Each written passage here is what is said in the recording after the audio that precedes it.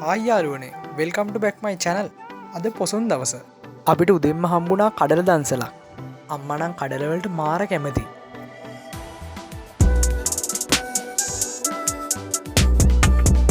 පොසොන් දවසට ඉතින් දන්සල් ගොඩාක් තිබ්බා අනුරාධපුරේ.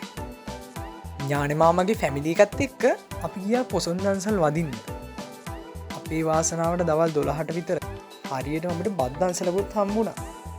ඉතින් මොකද දන්නවද අපි කරේ? එක පයින් ගියා බත් දන්සලට. මේ දන්සලත් මාරම පිරිසුදුයි. හරිම සෞඛ්‍ය ආරක්ෂිත විදිහට තමයි බත් දෙන්නේ. පිට හොඳට කෑවා. මාරම රසක් තිබ්බේ. ගණන් ඉතින් ගොඩාක් හිටියා. පස්සේ අපිට හම්බුණා කූල් කරපු කිරි දන්සලක්. දවල් 1ට විතර මේ දන්සල දෙද්දි මාරම සෙනඟක් එතන හිටියේ. මාරම රහයි මේ එලකිරි එක. මං ඉතින් 3ක්ම බිව්වා. අපි ෆලුඩ දන්සලකටත් මේ අතරම ගොඩ වෙලා ගියා. පස්සේ අපිට අයිස්ක්‍රීම් දන්සලකුත් සෙට් වුණා. හරිම රසයි මේ අයිස්ක්‍රීම් එක. මම කෑවා දෙකක්ම. වෙසක් කූඩුත් ගොඩාරියක් තිබ්බා. මේ තමයි අපේ ගමේ තිබ්බ හොඳම වෙසක් කූඩුව. බලන්නකො යාළුවනේ ඒක කැරකෙන ලස්සන. පස්සේ රෑ වෙලා අපි ගියා මිහින්තලේට. මේ මහින්දාගමනය සිදුවනේ මිහින්තලේ. මීට අවුරුදු 1000 ගානකට කලින් බුදුදහම ලංකාවට ගෙනාවේ මේ මිහිඳු මහරහතන් වහන්සේ ඇතුළු රහතන් වහන්සේලා 4 තමයි ආවේ. ඉතින් මේ පොසොන් දවස කියන්නේ මිහින්තලේට සුවිශේෂී දවසක්. පොසොන් දවසට ඉතින් මේ මිහින්තලේ දිව්‍ය ලෝකයක් වගේ සරසනවා. වෙනදා වගේ තමයි මේ පාරත් මාරම විදියට සරසලා තිබ්බා මිහින්තලේ. අලුත් දෙයක් කියන්න දින මේ මිහින්තල. බලන්නකො යාළුවනේ ඔය උඩ තියෙන චෛත්‍ය දෙක. ඉස්සර නම් තිබ්බේ චෛත්‍ය එකයි. එදා පාර පොසොන් එකේදී අලුත් චෛත්‍යයක් ඉදි කරලා තිබ්බා. ඒකට කියන්නේ මිහිඳු සෑය කියලා. අපි මිහින්තලේ උඩටම නැග්ගා. මේ තමයි ගයිස් පඩිපෙළ. මිනිස්සු ගොඩාක් මේ පොසොන් දවසේ ඇවිල්ලා තිබ්බ මිහින්තලේ වඳින්න. හිමීට අමාරුවෙන් උඩටම නැග්ගා අපි.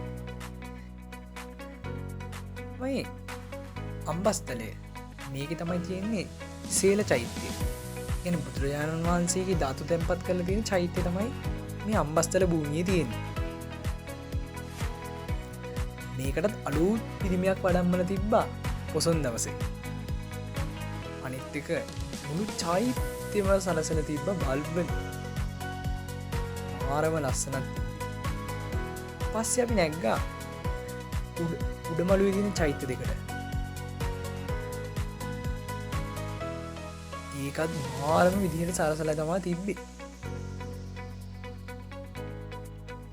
අනිත් එක මේ වෙලාවේ පුදුම හුලඟක් තමයි උඩට තිබ්බේ. මේ තියෙන්නේ මිහින්තලා ගල. මේ ඇති මිනිස්සු ගොඩාක් නගින ගමන් තමයි හිටියේ. මේ තියෙන්නේ බුදු පිළිමය. ඉතින් මේ හැම ගහකටම ලයිට් දාලා තිබ්බා මාරම විදිහට.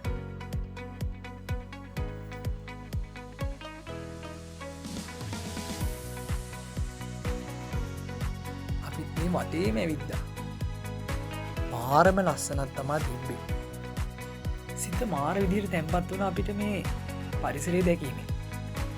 මේ අතර මේ බවුත් නිදාගන්නත් හිටියා හඳුන් කුරු ගහන එකක් උඩ. මේ තමයි පල්ලෙහා මළුව. දිව්‍ය ලෝකයකට දෙවෙනි නෝන තරමට සරසලා තිබ්බා මේ චෛත්‍යයයි මළුවයි. ඒක බලන්නම් වටිනවා ඉතින්. මේ තමයි මිහිඳු ගුහාව.